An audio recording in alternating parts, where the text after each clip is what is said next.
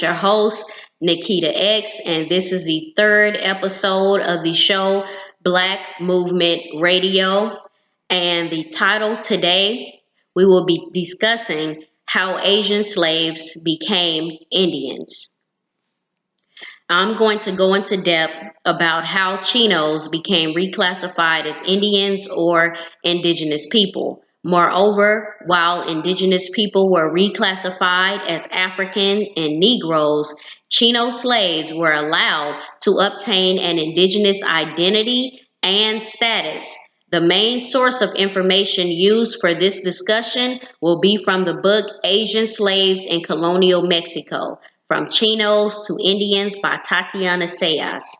What's interesting here is that the subject of Asian slaves in Spanish America is not discussed or widely known. In fact, in Tatiana Sayas' book, she states that her book is the first that traces Chino origins in Asia.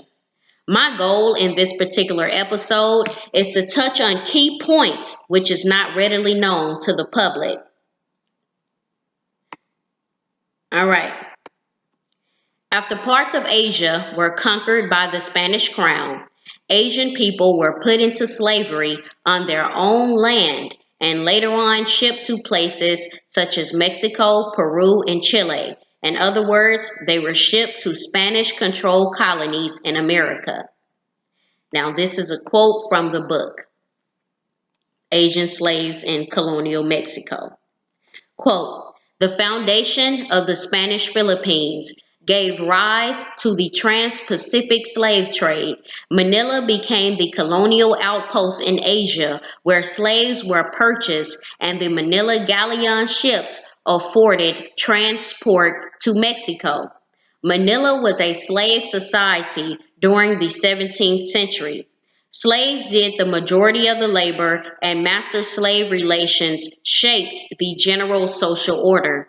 Within years after the Spanish conquest, the bustling port city had some 40,000 residents of diverse origins. A full quarter of this population was enslaved. They were craftspeople, manual laborers, and servants who upheld their master's social structure.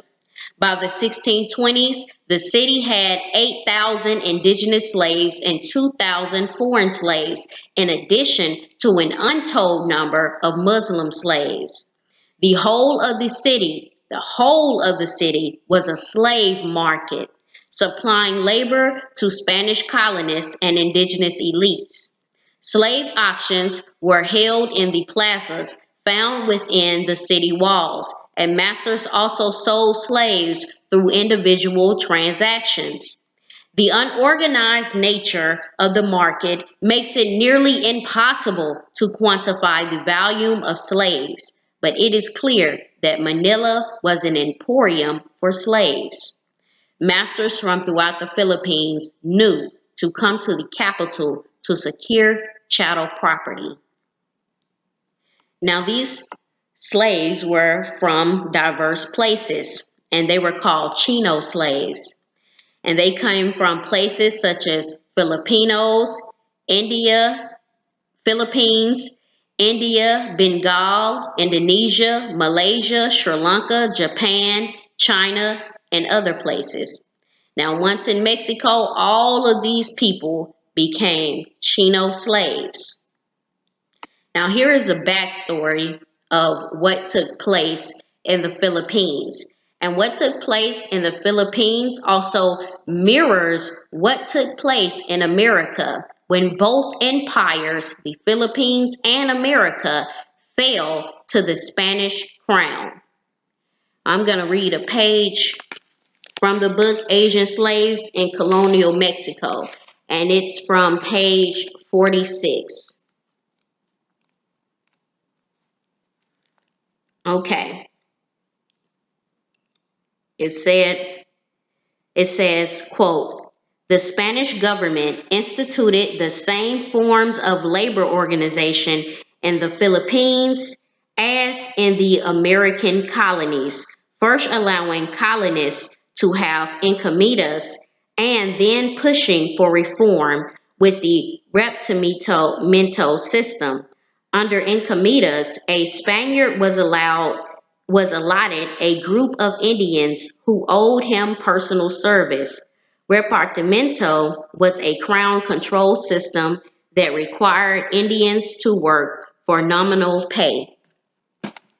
Okay, so I use that quote just to show how what happened in the Philippines and the Americas, they operated under the same types of system, which was pretty much a caste system where the lighter skin would kind of become the Chino slaves or the Indians, and then at the bottom you would have the reclassified indigenous people being reclassified as Negroes working at the bottom in the sugar plantations and in the fields and the rice plantations. Okay, so that's why I use that quote to show that both the Philippines and Spanish America, now Spanish America, were under the Spanish crown.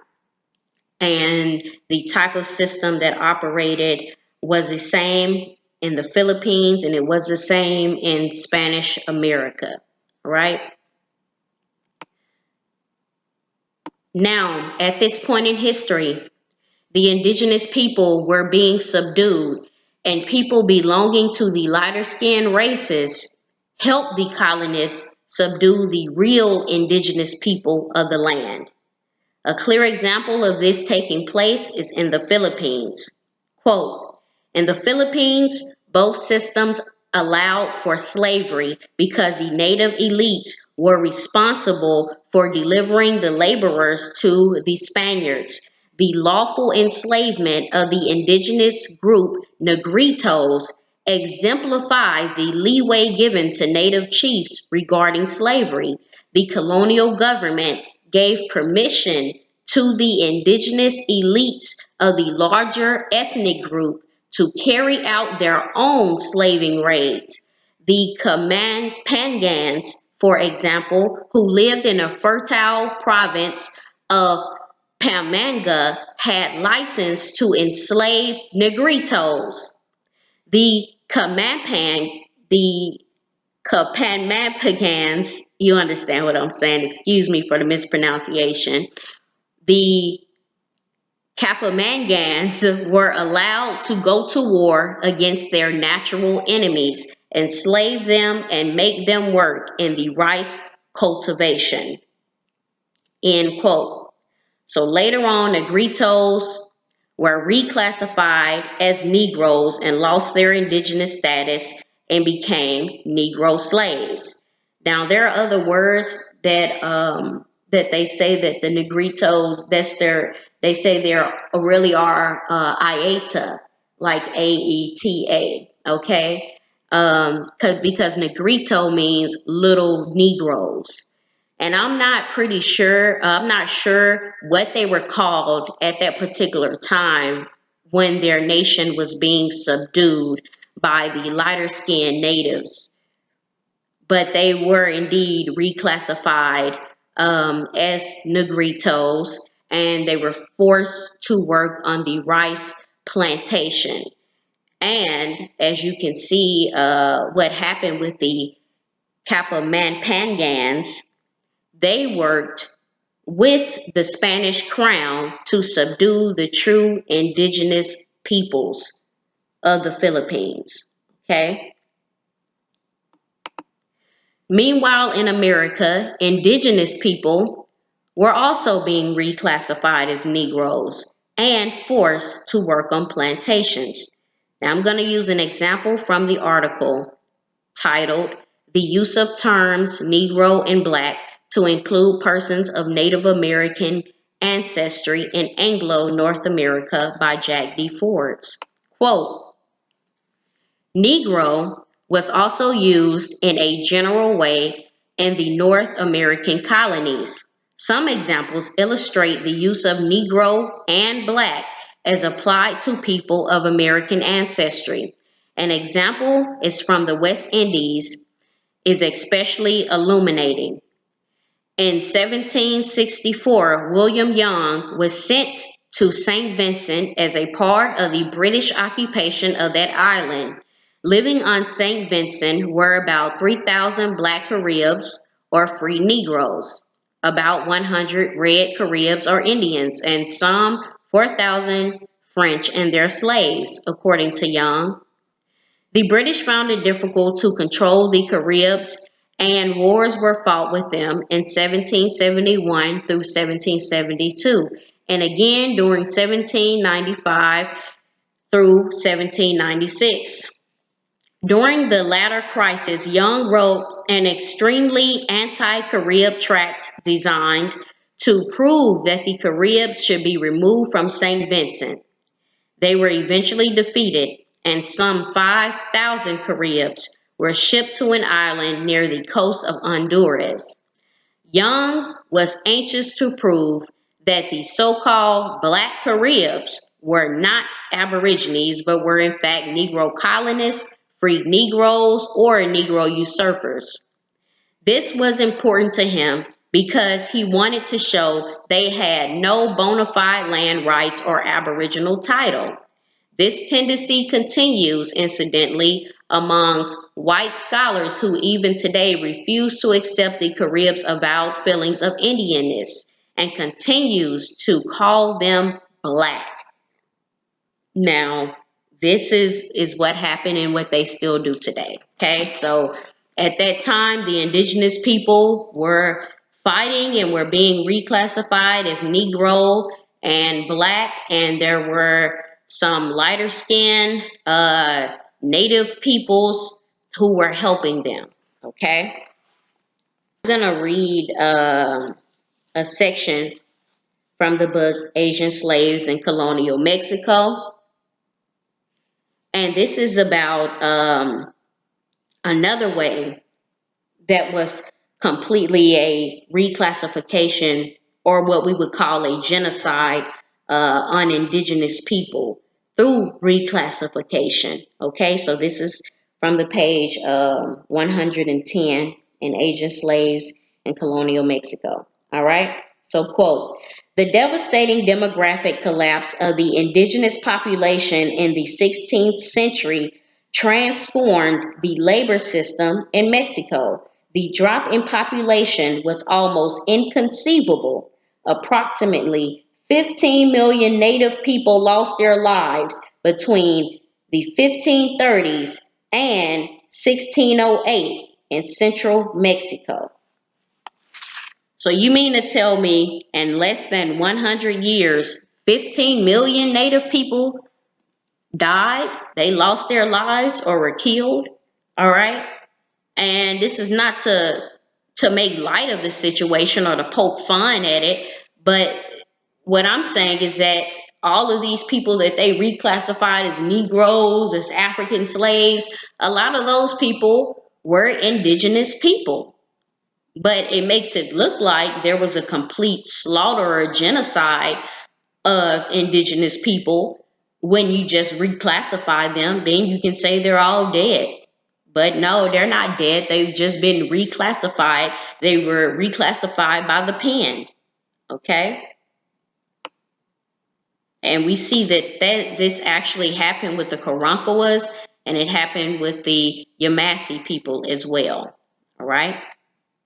Now, let me get back to the next part. All right.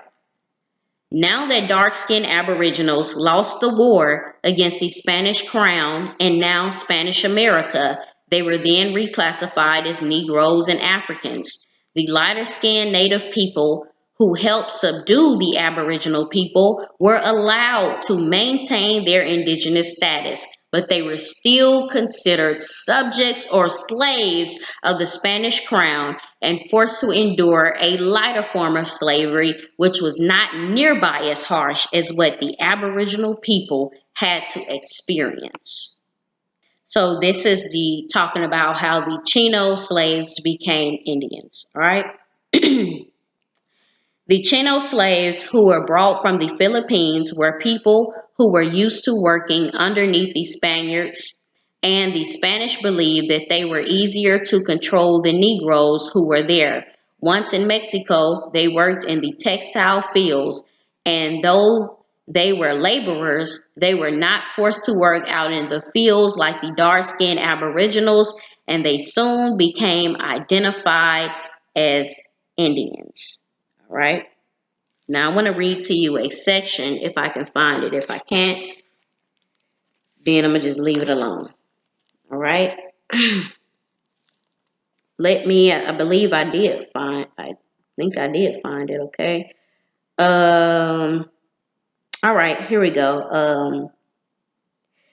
Yes. All right, this is from page 109. This is a section from Asian slaves in colonial Mexico. Quote, Chinos were mainly servants because Spanish colonists characterized slaves who came from the Philippines as being more domesticated than black Negroes. The same quality was attributed to Indians who were considered to be naturally obedient and to have an aptness for service. In addition, Chinos were identified as good servants because most of them had some knowledge of Iberian languages, customs, and practices which they gained in the Spanish Philippines or Portuguese India.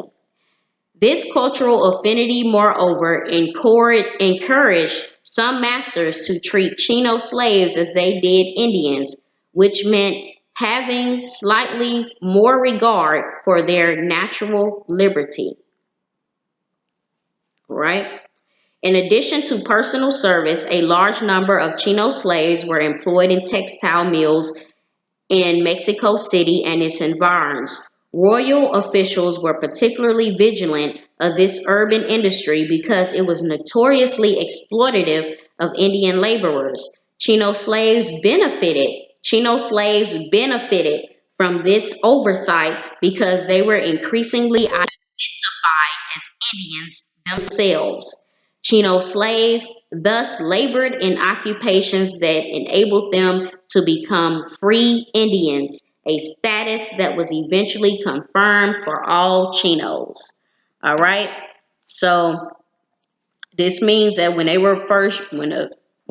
Chinos were first brought to Mexico, they had already experience of the Spaniard customs, and they knew some of their languages, and they knew that they would be easier to control because their mind had already been domesticated, or what you would say, they had already been brainwashed, to make it simple. Okay, that they didn't fear them having an uprising because they felt like they had already conquered them. So they were able to just come in and kind of amalgamate themselves with the Indians. And as time went on, they began to be seen as Indians and treated as Indians.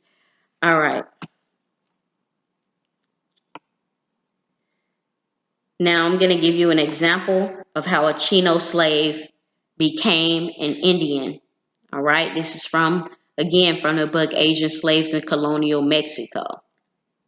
Quote, as in Iberia, the capture and sale of Muslims was permitted under canon and secular law. In 1570 and again in 1620, the king declared that it was legal to enslave Muslims in the Philippines. Two Spaniards testified that Bartolome was indeed a slave because he was a son of Maria Convexo, a Muslim slave who traveled with her master, Governor Tabora, to Mexico, where Bartolome was born. No doubt, Maria Convexo was a legal slave because the just war theory did indeed allow the enslavement of women and children. Maria, however, had to undergo forced conversion, and she also relocated to Mexico, which transformed her into a China slave. In this different colonial context, the son of a China slave could indeed take on the identity of an Indian. Let me read that again. Maria, however, had to undergo forced conversion, and she also relocated to Mexico, which transformed her into a China slave. In this different colonial context, the son of a Chino slave, could indeed take on the identity of an Indian. Once in Seville, Barthélemy knew to claim he was an indigenous person because that is exactly what other Chino slaves did in Mexico. They became Indians to be free. Okay? Let me give you another example. Quote, Chinos, like Francisco, followed in the path of free natives of the Philippines who immigrated to Mexico. The Filipinos, confusingly called Chinos as well, laid the groundwork for Chino slaves who, like themselves, became indigenous vassals of the Spanish crown after Chino slavery was abolished in 1672. Over time, all of their diverse ethnic identities were folded together into one Indian identity. Filipinos thus became part of an increasingly multi-ethnic population and took part in redefining Indian identity in Mexico. End quote. But this did not work. Redefining yourself did not work for all Chinos, especially the ones who were probably the indigenous people of that particular land. But the ones who looked more so like the Negritos, they were not able to reclassify themselves as Indians. Okay. So while the Chinos who kind of had that particular, who were lighter skinned, they were able to transform themselves into being indigenous and be accepted as Indians. But the darker skinned ones were not allotted that privilege. All right, let me go to the quote. All right. Quote, as the 17th century wore on, inquisitors increasingly looked to skin color to make the distinction between who was a slave versus who was an Indian. The logic was as follows. An Indian was someone who, quote unquote, looked like an Indian. Chinos looked like Indians, so they were Indians, not slaves. Slaves were people with African features. For instance, in 1665, an elder turned in a runaway Chino slave who had blasphemed. Some testified he was a mulatto slave, and others called him Negro. The wording of these testimonies suggests that in 1665 the word black was being used for slave. The accused did not have to testify or even identify who he was. The judge simply accepted the categorization of the Spanish witnesses and treated him as a slave. The unnamed Chino looked like a slave, so he was under the court's jurisdiction.